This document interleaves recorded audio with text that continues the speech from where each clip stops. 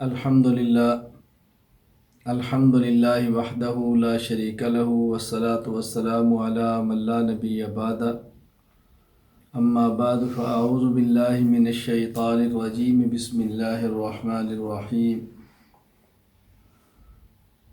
والعصر ان الانسان لفی خسر الا الذین آمنوا وعملوا الصالحات وتواصوا بالحق وتواصوا بالصبر وقال اللہ تبارک وتعالی لن ینال اللہ لحومها ولا دماؤها ولكن ینالہ التقوی اللہم صلی علی محمد وعلی آل محمد کما صلیت علی ابراہیم وعلی آل ابراہیم انک حمید مجید اللہم بارک علی محمد وعلی آل محمد کما بارکت علی ابراہیم وعلی آل ابراہیم انک حمید مجید۔ اللہ تعالیٰ کا احسان ہے کہ اللہ تعالیٰ نے آپ کو اپنا دین پڑھنے کی توفیق عطا فرمائی ہے۔ دین اللہ تعالیٰ کا ہے، اللہ تعالیٰ کی طرف سے ہے۔ اللہ تعالیٰ نے یہ دین امت تک پہنچانے کے لیے انبیاء علیہ السلام کو بھیجا ہے، اور سب سے آخر میں خاتم الانبیاء حضرت محمد مصطفیٰ صلی اللہ علیہ وسلم کو بھیجا۔ حضور اکرم صلی اللہ علیہ وسلم صرف نبی ہی نہیں بلکہ سید الانبیاء ہیں۔ آپ صرف نبی ہی نہیں بلکہ امام الانبیاء ہیں۔ آپ صرف نبی ہی نہیں بلکہ خاتم الانبیاء ہیں۔ آپ صرف نبی ہی نہیں بلکہ نبی الانبیاء ہیں۔ تو حضور اکرم صلی اللہ علیہ وسلم تمام انبیاء کرام علیہم السلام میں سے سب سے آخر میں تشریف لائے، اللہ تعالیٰ کا دین اس امت تک پہنچانے کے لیے۔ اور رسول اکرم صلی اللہ علیہ وسلم نے صرف یہ دین پہنچایا ہی نہیں بلکہ پہنچانے کا حق ادا فرمایا ہے۔ رسول اکرم صلی اللہ علیہ وسلم کے اس دین مبارک کو صحابہ کرام نے رضی اللہ عنہم رسول اکرم صلی اللہ علیہ وسلم سے دین کو لیا اور پوری امت میں اس کو لے کر پھیل گئے، انسانیت تک پہنچایا، دنیا کے کونے کونے تک پہنچایا۔ یہی دین اس وقت وہ ہے کہ جو آپ پڑھ رہی ہیں۔ 2 سالہ علم دین کورس میں شریک ہماری خواتین، بہنیں، بیٹیاں، انہی کی خدمت میں آج چند گزارشات پیش کرنی ہے۔ سب سے پہلی بات، نیت عمل کی ہونی چاہیے کہ جتنا پڑھیں گے اس پر عمل کریں گے۔ جو بات شریعت کی، جو بات دین کی میرے علم میں آئے گی اس پر میں عمل کروں گی۔ سب سے پہلی بات یہ ہے کہ عمل کی نیت کریں اور اس میں چون چرا کو کوئی دخل نہ دیں۔ گزشتہ زندگی میں علم نہیں تھا، دین نہیں تھا، غلطیاں کیں۔ ابھی دین کا علم مل گیا، اب غلطیاں نہ کریں۔ غلطی پھر بھی ہوگی، اس غلطی پر ڈٹے نہیں، توبہ کریں، اپنی اس غلطی کو غلطی تسلیم کریں اور اس کو ختم کرنے کی کوشش کریں۔ سب سے پہلی بات کہ عمل کی نیت کریں، یہ ہے دین کا فائدہ۔ اور وہ علم جس پر عمل کی توفیق ہو اس کو علم نافع کہتے ہیں، اور وہ علم جس پر عمل کی توفیق نہ ہو اسے علم زار کہتے ہیں، علم مضر کہتے ہیں۔ یہ نقصان دہ علم ہے۔ عمل کی نیت کریں کہ ہم نے اپنی زندگی کو بدلنا ہے۔ خواتین اور مستورات کے اعمال میں نماز، روزہ، زکوٰۃ، حج کے علاوہ بنیادی چیز وہ نمبر 1 پردہ اور ستر ہے۔ سب سے اہم چیز پردہ ہے، سب سے اہم چیز۔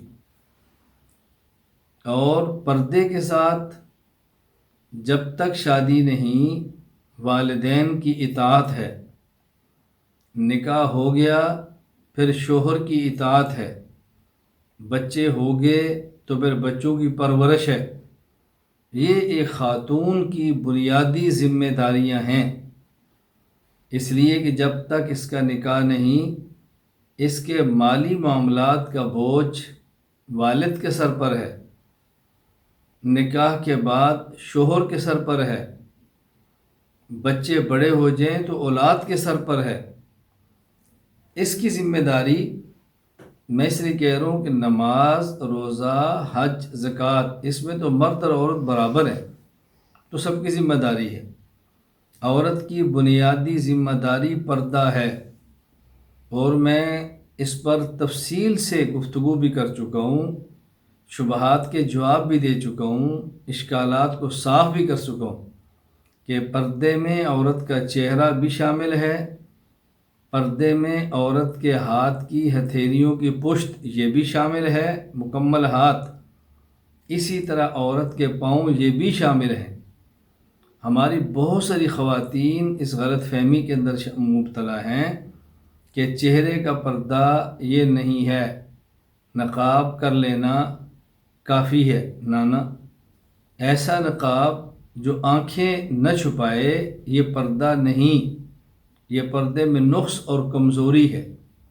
عورت کا ذمہ ہے ایسا پردہ کرے جس میں عورت کی آنکھ بھی چھپے، جس میں اس کے ہاتھ بھی چھپیں، جس میں اس کے پاؤں بھی چھپیں، یہ سب چیزیں پردے کا حصہ ہیں۔ مزید دلائل مطلوب ہوں تو میں انشاءاللہ کسی وقت پھر تفصیل کے ساتھ دلائل سے گفتگو کر دوں گا، لیکن یہ ذہن میں رکھ لیں کہ سب سے اہم چیز پردہ ہے، اس کا بہت زیادہ خیال فرمائیں۔ ماں پردے کا اہتمام کرے گی، کل کو بیٹی پردے کا اہتمام کرے گی۔ ماں بازار میں بلا ضرورت نہیں جائے گی، بیٹی بلا ضرورت بازار نہیں جائے گی۔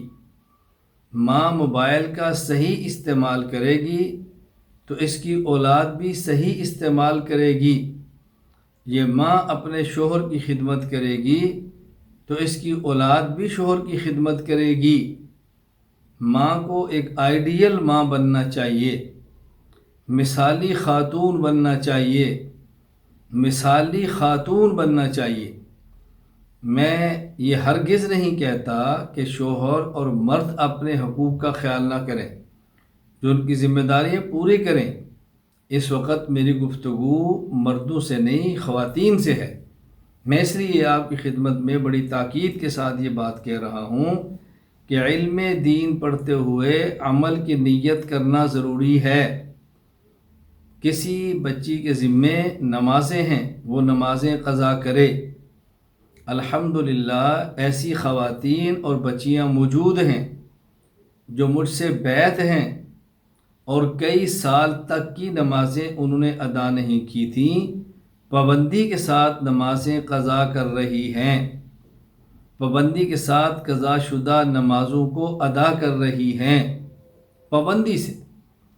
شروع میں ان کو الجھن ہوئی تو میں نے ان کو ہفتے کی ترتیب بتائی کہ ادا کریں اور مجھے بتائیں، پھر 15 دن بعد ادا کریں اور بتائیں، پھر مہینے بعد ادا کریں اور لکھیں۔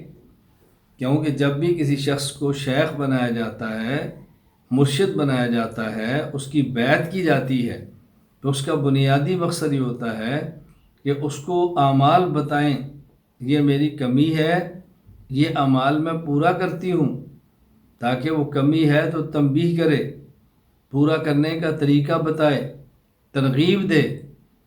یہ ضروری ہے، وگرنہ بیعت کا نفع کیا ہوگا؟ بیعت کا تو فائدہ نہیں ہوگا۔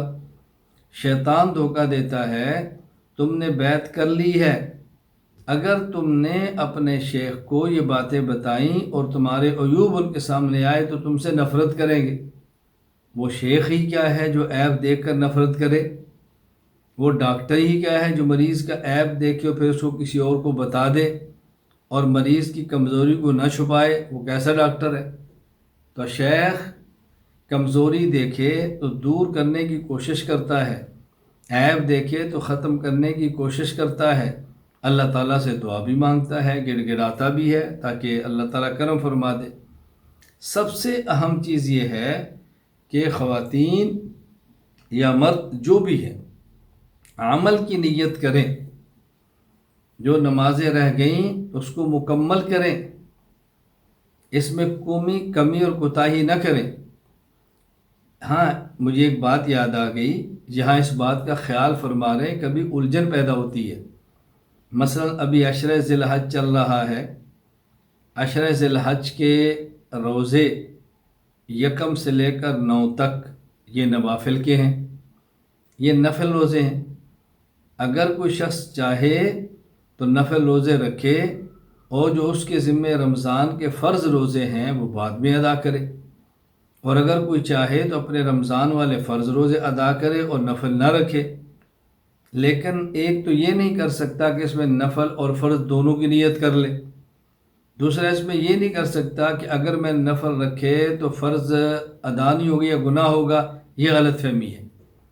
جس طرح کہ رمضان کے بعد شوال کے 6 روزے ہیں، رمضان کے روزے کسی کے رہ گئے ہیں تو اس کو چاہیے کہ شوال میں ادا کرے، لیکن اگر رمضان میں جو روزے رہ گئے تھے وہ شوال میں ادا نہیں کر سکے اور شوال کے 6 روزے نفل ادا کر لیے تو یہ نفل ادا ہو جائیں گے، فرض بعد میں ادا کریں، نہ تو نفل اور فرض دونوں کی نیت کریں۔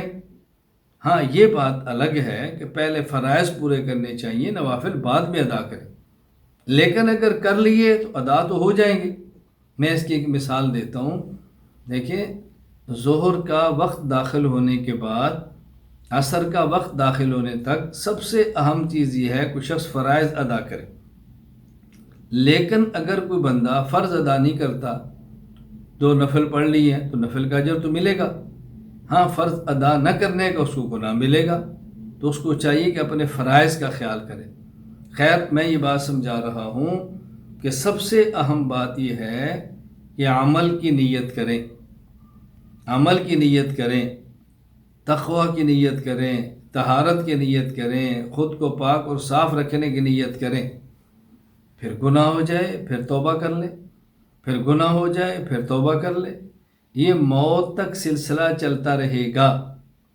گناہ ہو جانا یہ تقوی کے خلاف نہیں، گناہ ہو کے اس گناہ پہ ڈٹ جانا یہ تقوی کے خلاف ہے۔ اگر شخص گناہ کر لے اور توبہ کر لے، اللہ کی طرف رجوع کر لے اور اپنے آپ کو بدل لے تو متقی ہے۔ یہ بات اچھی طرح ذہن نشین فرما لیں، حضور اکرم صلی اللہ علیہ وسلم یہ خاتم المعصومین ہیں، خاتم المتقین نہیں ہیں۔ معصوم کا معنی ہوتا ہے کہ جس شخص سے اللہ پاک گناہ ہونے ہی نہ دے، اور متقی جس سے گناہ ہونے نہ دے یا گناہ ہو جائے تو توبہ کر لے۔ تو عصمت کا معنی کہ بندہ گناہ نہ کرے، اور تقوی کا معنی گناہ نہ کرے، اگر ہو جائے تو توبہ کر لے۔ دونوں چیزیں تقوی کے اندر شامل ہیں۔ تقوی کا معنی ہے اللہ سے ڈرنا، اللہ سے ڈرنا۔ جو گناہ نہیں کرتا وہ بھی ڈرتا ہے، اور جو گناہ کر کے رو پڑے اور توبہ کرے وہ بھی ڈرتا ہے۔ ڈرا ہے تو تبھی وہ توبہ کر رہا ہے۔ تو میں یہ گزارش کروں گا کہ سب سے اہم چیز توبہ، گناہوں سے بچنا، نیک اعمال کی پابندی کرنا، عمل کی نیت کرنا، سب سے اہم چیز۔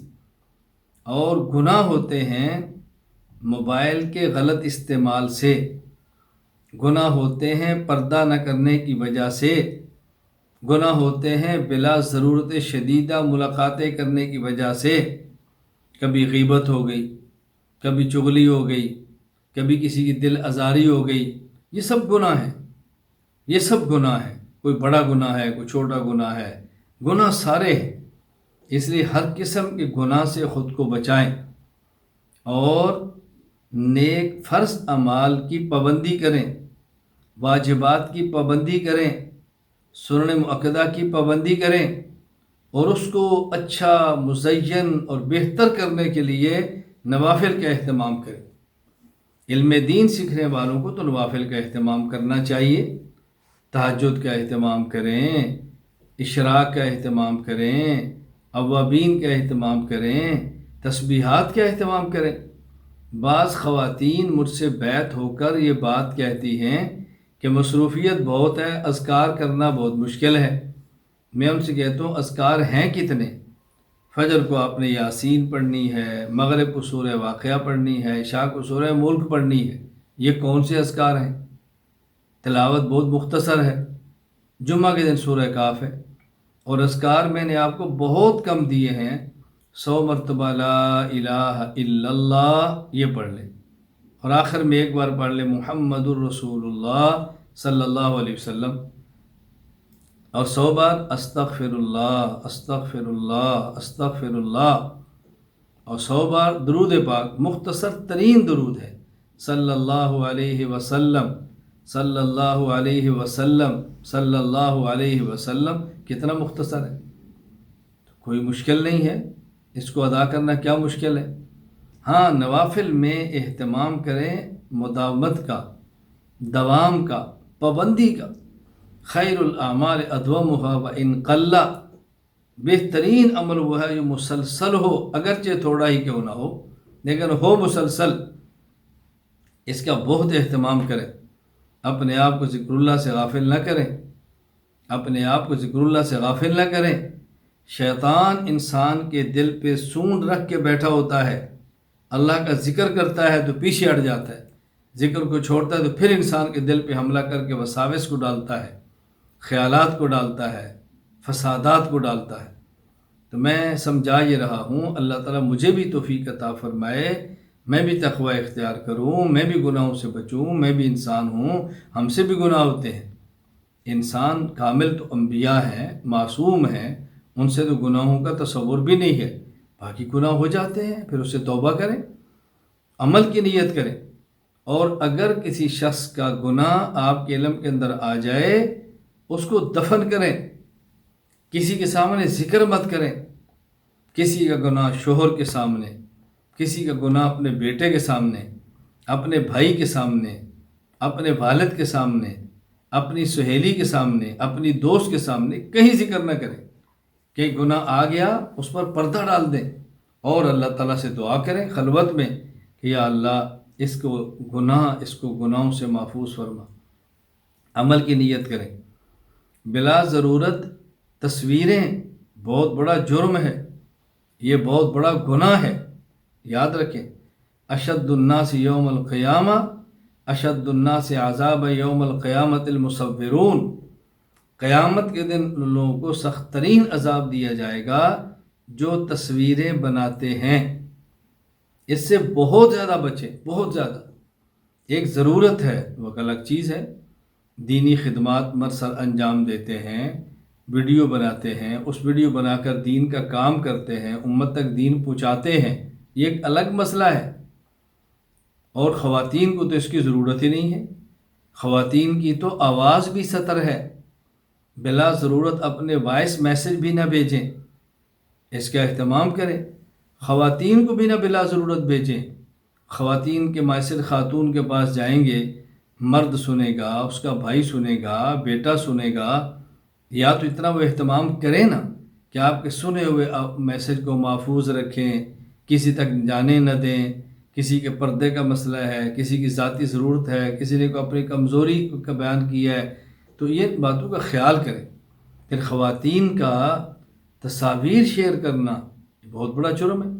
اپنی سہیلیوں کو دیں، یہ پھر بھی ٹھیک نہیں ہے، اپنی بہنوں کو دیں، پھر بھی ٹھیک نہیں ہے۔ بلا ضرورت، کچھ ضرورت ہو تو الگ بات ہے، بلا ضرورت جو ہمارے یہاں بیماری لگ گئی ہے، ہمارے عموماً پروفائل پکچر بناتے ہیں تو اس کے اوپر تصویر ہوتی ہے کبھی بیٹے کی، دیکھیں نظر لگ جائے گی، حسد ہوگا، کسی کا مکر چل جائے گا، الجھن ہو گئی، کسی کا جادو چل جائے گا، سحر ہو جائے گا۔ ایسے کام نہ کریں۔ اللہ پاک اولاد کو صحت عطا فرمائے، اللہ تعالیٰ عافیت عطا فرمائے۔ بلا ضرورت اپنے بیٹوں کی تصویریں بغیر مانگے کسی کو دینا، ایسے ہی بھیجتے رہنا، ان سے بہت زیادہ خیال کریں۔ یہ بظاہر چھوٹی چھوٹی باتیں ہیں، لیکن مستقبل میں جا کر یہی باتیں بہت بڑی ہو جاتی ہیں۔ ہم نے اپنے گھروں کا ماحول ٹھیک کرنا ہے، اپنے معاشرے کا ماحول ٹھیک کرنا ہے، اپنے آپ کو بنانا اور سنوارنا ہے۔ عمل کی نیت کریں، یہ ہے علم دین کا فائدہ۔ عمل کی نیت کریں۔ میں گناہ کرتا ہوں، میں اس کو چھوڑ دوں، اللہ سے دعا مانگوں کہ یا اللہ اس گناہ سے مجھے بچا لے، اور میں نیت کروں میں مر جاؤں گا لیکن یہ گناہ نہیں کروں گا، اللہ تعالیٰ چھڑوا دیں گے، اللہ تعالیٰ ختم فرما دیں گے۔ بشری تقاضے کے تحت ہو جائے پھر توبہ کر لوں، پھر ہو جائے پھر توبہ کر لوں، پھر ہو جائے پھر توبہ کر لوں، اس کا بہت زیادہ خیال فرمائیں۔ پھر ایک ہے مسائل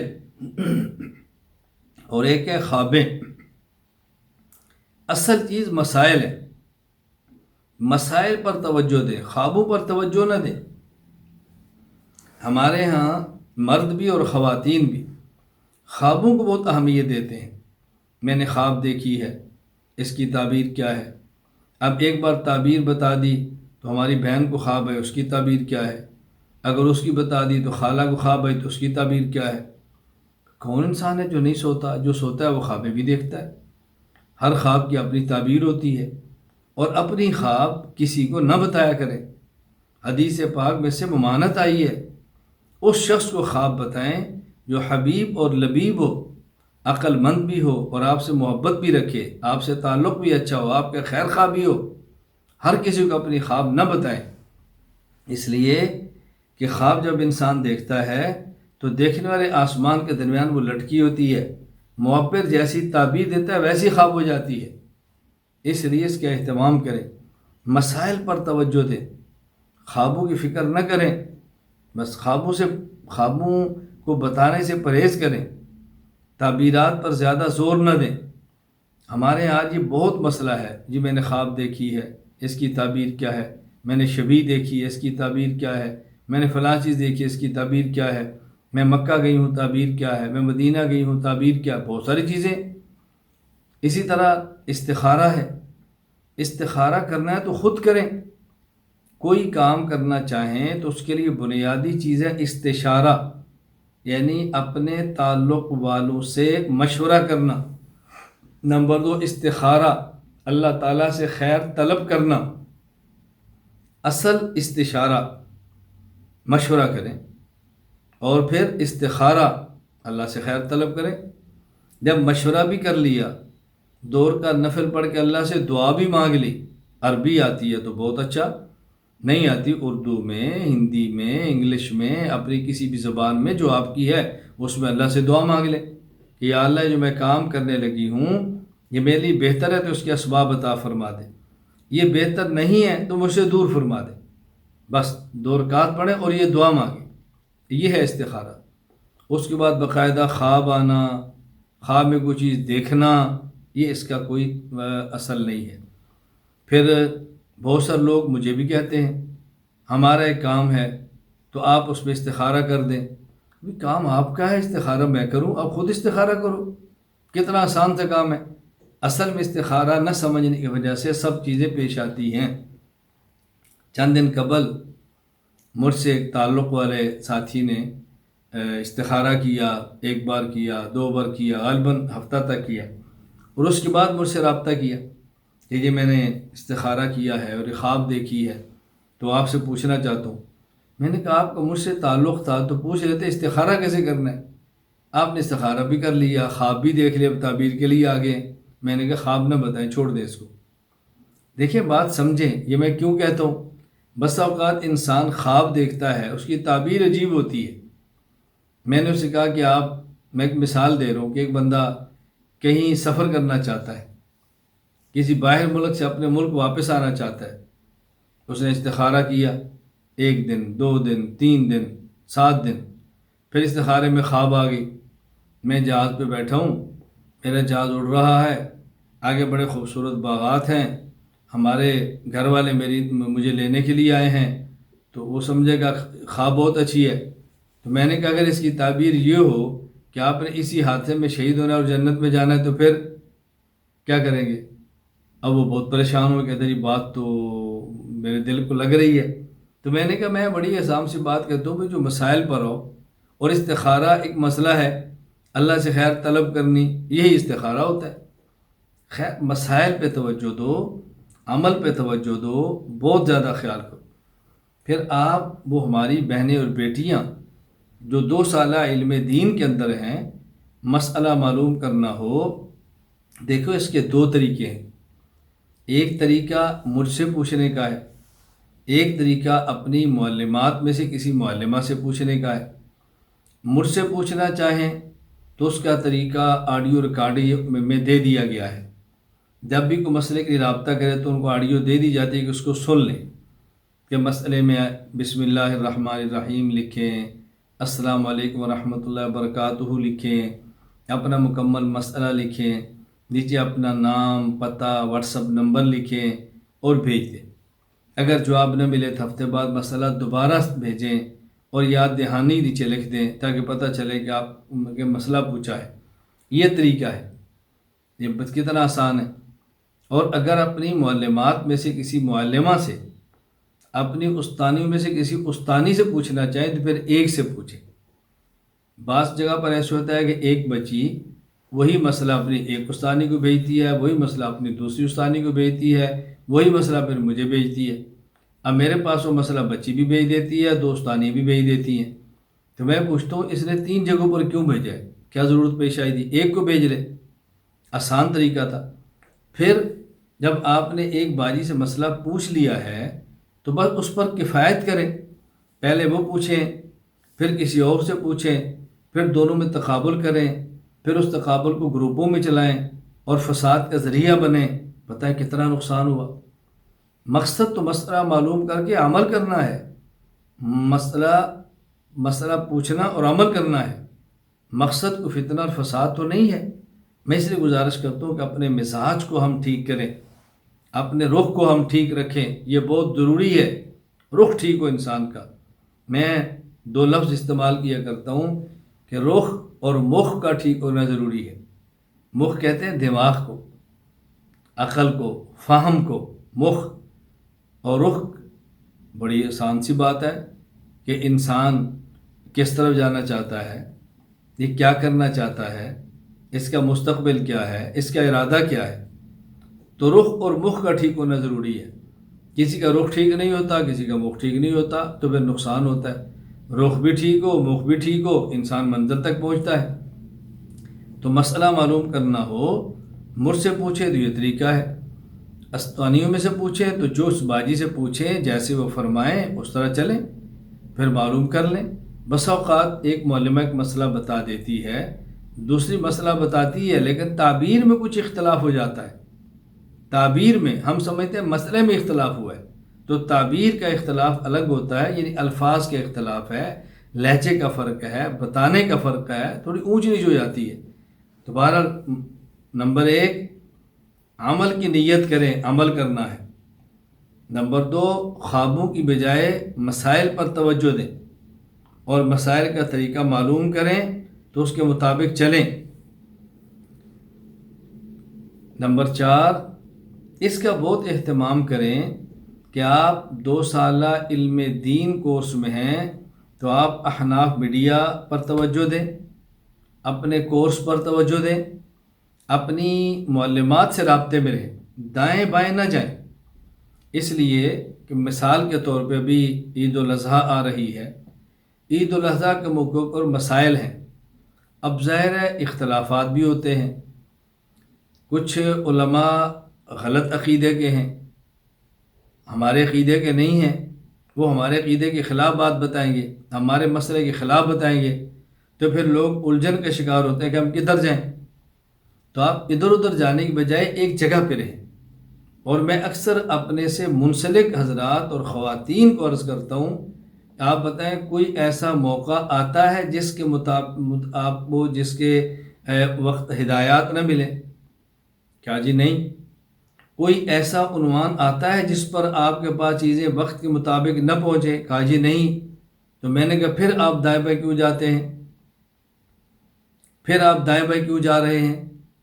ابھی عید الاضحیٰ رہی ہے، قربانی میں جانور کیسا ہو، قربانی کے جانور کی عمر کیا ہو، قربانی کے جانوروں میں شرکاء کتنے ہوں، قربانی کتنے دن ہو، قربانی کے جانور کے کون سی چیزیں کھانی حلال ہیں، کون سی جائز نہیں ہیں، ذبح کیسے کرنا ہے، اصال ثواب کی قربانی کیسے ہے، یہ سب چیزیں آپ کو بتا دی ہیں۔ اب اس کے متعلق آپ کو دائیں بائیں جانے کی کیا ضرورت پڑی ہے؟ میں یہ سمجھانا چاہ رہا ہوں، علم پر توجہ دیں، پڑھائی پر توجہ دیں، اپنے کام پر توجہ دیں، اپنے وقت کو ضائع ہونے سے بچائیں، اپنے شیخ کو جن سے بیعت کا تعلق ہے سنیں، اپنے استاذ ہیں ان کو سنیں، معلمات سے بات پوچھیں، بس یہ کافی ہے، الجھنیں پیدا نہیں ہوں گی۔ اس کا بہت زیادہ خیال فرمائیں۔ نمبر 5، بطور خاص خواتین امور خانہ داری پر توجہ دیں۔ کوشش کریں کہ باہر کے کھانوں کی بجائے گھر کا کھانا کھائیں۔ جو کپڑے سلائی گھر کر سکتی ہیں وہ باہر سے سلائی نہ کروائیں۔ مجبوری الگ چیز ہے، ضرورت الگ چیز ہے، میں کوئی پابندی نہیں لگا رہا، لیکن جس حد تک ممکن ہو کھانا گھر پہ ہو، کپڑوں کی سلائی گھر پہ ہو، ضرورت کی چیزیں گھر پہ ہوں، میٹھا آپ گھر بنا سکتی ہیں بہت اچھا، نمکین گھر بنا سکتی ہیں بہت اچھا، کھانا بنا سکتی ہیں بہت اچھا۔ اپنے گھر کو بہترین سا ماحول دیں، وقت اپنا گھر گزاریں، والدین کی خدمت پہ گزاریں، بھائیوں بہنوں کے ساتھ گزاریں، شادی شدہ ہیں تو شوہر کے ساتھ گزاریں، بچوں کے ساتھ گزاریں۔ میں کس درد کے ساتھ یہ بات کہوں، خود کو فتنے اور گناہوں سے بچانا چاہتی ہیں، اپنے آپ کو گھر کی چار دیواری میں محدود کر لیں، فتنوں سے بچ جائیں گی، فتنوں سے بچ جائیں گی، ایمان بچے گا، عزت بچے گی، دولت بچے گی، یہ سب چیزیں محفوظ ہو جائیں گی۔ اللہ تعالیٰ ایمان کی حفاظت فرمائے، اللہ آپ کی عزت کی حفاظت فرمائے، اللہ آپ کے مال کی حفاظت فرمائے، اللہ سب چیزوں میں برکت عطا فرمائے۔ اللہ تعالیٰ مجھے بھی اور آپ کو بھی دین پڑھنے کی، عمل کرنے کی، آگے اس کو پھیلانے کی توفیق عطا فرمائے۔ وآخر دعوانا ان الحمد للہ رب العالمین۔ دعا فرمائیں۔ الحمد للہ رب العالمین والصلاة والسلام علی رسولہ وعلی آلہ وصحابہ اجمعین۔ ربنا ظلمنا انفسنا وإن لم تغفر لنا وترحمنا لنكونن من الخاسرین۔ ربنا لا تؤاخذنا ان نسینا او اخطأنا، ربنا ولا تحمل علينا إصرا كما حملته على الذين من قبلنا، ربنا ولا تحملنا ما لا طاقة لنا به، واعف عنا واغفر لنا وارحمنا أنت مولانا فانصرنا على القوم الكافرين، رب اغفر وارحم وأنت خير الراحمين، ربنا هب لنا من أزواجنا وذرياتنا قرة أعين واجعلنا للمتقين إماما۔ اے اللہ، اے کریم اللہ، ہمارے گناہوں کو معاف فرما دے، خطاؤں سے درگزر فرما دے، جائز حاجات کو پورا فرما دے، مشکلات کو دور فرما دے، عافیت کے ساتھ دین کی خدمت کے لیے قبول فرما لے۔ یا اللہ یا کریم، یا اللہ یا کریم، یہ ہماری بہنیں اور بیٹیاں جو 2 سالہ علم دین کورس کے اندر شرکت کر رہی ہیں، اے اللہ تو ان سے راضی ہو جا، یا اللہ تو ان سے راضی ہو جا، یا اللہ ان سے راضی ہو جا، ان کی جائز حاجات کو پورا فرما دے، بلکہ جائز خواہشات کو پورا فرما دے۔ اے اللہ ان کے دامن کو خوشیوں سے بھر دے، اے اللہ ان کے دامن کو خوشیوں سے بھر دے، اے اللہ ان کے دامن کو خوشیوں سے بھر دے۔ اے اللہ کریم، ان کو شریعت کی حدود میں رہتے ہوئے اپنے دین کی داعیات اور مبلغات بنا۔ اے اللہ دین کی خدمت کے لیے قبول فرما، ان کی نسلوں کو دین کی خدمت کے لیے قبول فرما، ان کے خاندان کو دین خدمت کے لیے قبول فرما۔ اے اللہ کسی کا مسئلہ، کسی کی مشکل کو پریشانی ہو، اپنے کرم سے اس کو دور فرما، اپنے کرم سے اس کو حل فرما۔ اے اللہ پڑھانے والی خواتین اور معلمات کو اپنی شان کے مطابق اجر عطا فرما۔ اے اللہ اس کورس کو ترتیب دینے والے تمام احباب کو، ان سے منسلک تمام احباب کو اپنی شان کے مطابق اجر عطا فرما۔ اے اللہ اس 2 سالہ علم دین کورس کو اپنے کرم سے پایا تکمیل تک پہنچا۔ یا اللہ اس کورس کو اپنے کرم سے پورے عالم کے لیے مفید بنا۔ اے اللہ اس کورس کو اپنے کرم سے ہم سب کے لیے باعث اجر و ثواب بنا۔ اے اللہ اپنے دربار میں مقبول بنا، لوگوں کا محبوب بنا، اس کو شرور سے محفوظ فرما۔ یا اللہ کسی بہن کی کوئی ضرورت ہو پوری فرما دے، کوئی دعا کا کہنا چاہتی ہو نہ کہہ سکی ہو، اپنے کرم سے ان کی دعاؤں کو قبول فرما۔ جو دعائیں مانگی اپنے حبیب صلی اللہ علیہ وسلم کے صدقے اس کو قبول فرما۔ اے اللہ خاتمہ ایمان پر فرما۔ اے اللہ اسلام کی زندگی عطا فرما۔ اے اللہ پریشانیوں سے نجات دے دے، عافیت عطا فرما، اپنے دین کی ہم وقت عافیت کے ساتھ خدمت کرنے کی توفیق عطا فرما۔ یا اللہ قبر کے عذاب سے محفوظ فرما، قیامت کے دن اعمال نامہ دائیں ہاتھ میں عطا فرما، اپنے حبیب صلی اللہ علیہ وسلم کی شفاعت نصیب فرما۔ اے اللہ اپنے کرم سے حوض کوثر سے اپنے حبیب صلی اللہ علیہ وسلم کے مبارک ہاتھوں جامع کوثر عطا فرما۔ پل صراط اے اللہ بجلی سے زیادہ تیزی سے گزار دے۔ اے اللہ جنت میں داخلہ بغیر حساب کے عطا فرما۔ وصلی اللہ تعالی علی رسولی خیر خلقہ محمد وعلی آلہ وصحابہ اجمعین، آمین برحمتک یا ارحم الراحمین۔